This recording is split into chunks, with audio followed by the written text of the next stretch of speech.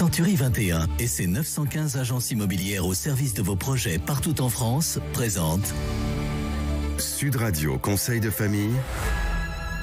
C'est l'heure de retrouver Conseil de famille. Bonsoir Stéphane Moller. Bonsoir Philippe Davine. Ce soir, on répond à Joseph qui nous écoute à Paris. Son conseil en gestion de patrimoine lui a proposé du Girardin industriel où il nous demande s'il faut y souscrire. Stéphane, c'est quoi le Girardin industriel? Alors c'est un dispositif de réduction d'impôt accordé au titre d'un investissement industriel en Outre-mer. Alors ce dispositif fait partie des niches fiscales, un peu au même titre que les SOFICA, et bénéficie d'un plafond plus généreux s'élevant à 18 000 €. À quoi sert cette niche fiscale?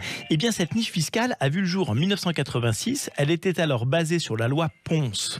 Elle a beaucoup évolué depuis, mais a toujours pour objectif de favoriser la relance de l'investissement privé et compenser les surcoûts dus à l'éloignement géographique que rencontrent les PME dans les DROMCOM. Et comment ça fonctionne? Bien, le schéma est très simple. Une société est créée par un opérateur local. Elle aura pour but d'acheter du matériel industriel ou agricole qui a pour vocation à être loué à une entreprise en Outre-mer. L'achat du matériel est financé par 3 sources différentes. Un dépôt de garantie d'environ 10% apporté par l'entreprise locataire. Un prêt consenti par une banque pour environ 50% et un apport en fonds propres des contribuables pour environ 40%.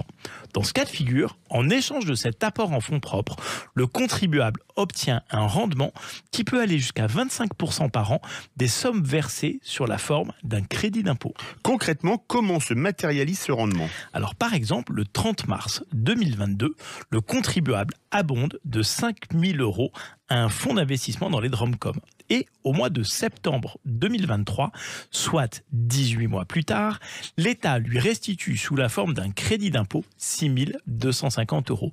Le rendement des fonds investis est donc de 25% pour 18 mois. Donc Stéphane, si on résume les avantages... Alors les avantages sont une bonne rentabilité de l'opération avec un retour sur investissement très rapide. 2, une grande facilité de mise en œuvre. Il suffit de faire un virement à la société d'investissement qui renverra un CERFA à joindre à la déclaration d'impôt. Et des montants d'investissement qui sont exactement adaptés à chaque contribuable qui paye plus de 4 000 € d'impôt. Et quels sont les inconvénients liés à ce support d'investissement? Eh bien, le seul inconvénient réside dans le fait qu'il faut avancer les sommes de l'impôt perçu l'année d'après, ce qui revient en fait à payer ses impôts avec une année d'avance. Merci Stéphane. Nos auditeurs peuvent-ils vous appeler pour souscrire un Girardin industriel? Alors ils peuvent évidemment appeler les équipes de VIA qui se feront un plaisir de leur répondre. Ils peuvent aussi, comme Joseph, nous adresser leurs demandes par le biais du site Conseil de famille, conseil avec un s-2-famille.com. Stéphane, on se retrouve demain? À demain Philippe. C'était Sud Radio Conseil de famille.